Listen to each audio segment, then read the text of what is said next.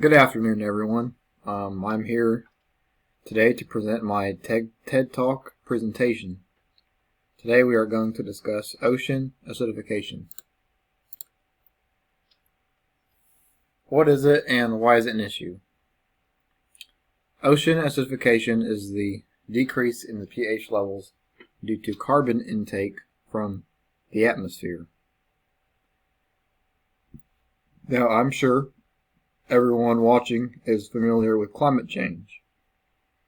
It's the science that our climate is changing due to our actions.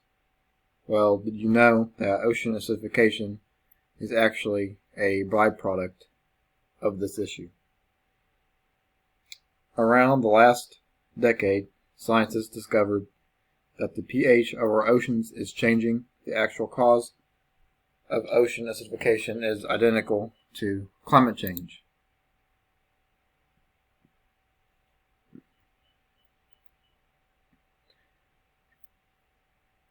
The actual cause of ocean acidification is identical to climate change, and you'll hear me repeat that as we go out through the presentation. As we continue to use and burn fossil fuels, carbon is released into the atmosphere, which over time has changed the climate, wiped out glaciers, ruined habitats for animals, and many more terrible things. Ocean acidification happens specifically when the pH of the ocean is lower due to carbon intake, which causes harm to specific marine life. Why is this an issue? Ocean acidification is an issue because it not only affects marine life and coral reefs, but it also affects the job market as well. Many people around the world rely on the shells of mollusks to make a living. How big is the seashell and mollusk trade specifically? The shells the trade itself is very large. Seashells are used in some soups and sold at souvenir stands across the world. Mussels are regularly sold in stores as well.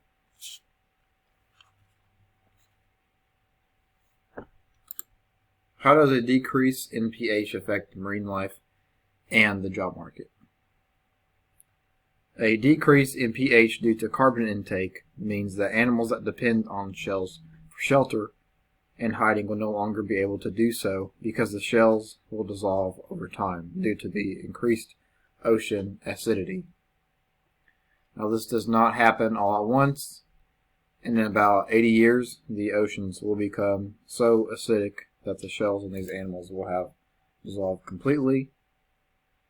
But there are numerous instruments and educational efforts in place that are trying to prevent the ocean from becoming more acidic and prevent this from happening.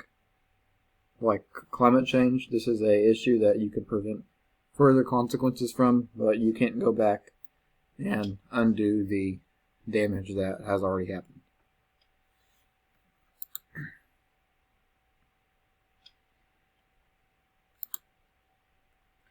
Okay, here is a chart that kind of explains sort of the data around ocean acidification. So, as you can see, the green here, this represents CO2, and as the CO2 goes up and is burned into the atmosphere, the pH in our ocean decreases, which makes the water more acidic. Now, this happened, as you can see, around 1990.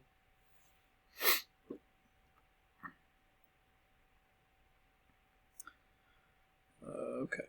What is being done currently? As of right now, scientists have implemented tools to track the ocean's pH levels. Some of these instruments have been attached to vessels. You can even see them yourself with buoys. There are currently 1,250 of these placed all over the world's oceans. These are not the only instrument used, but they are the one that I decided to highlight. What can we do? Stop burning down forests, which release black carbon in the atmosphere and later release into the ocean, and stop our usage of fossil fuels. But the main overall point is to reduce our carbon footprint on the planet. And that does it for this presentation. I hope everyone enjoyed, and thanks for stopping by.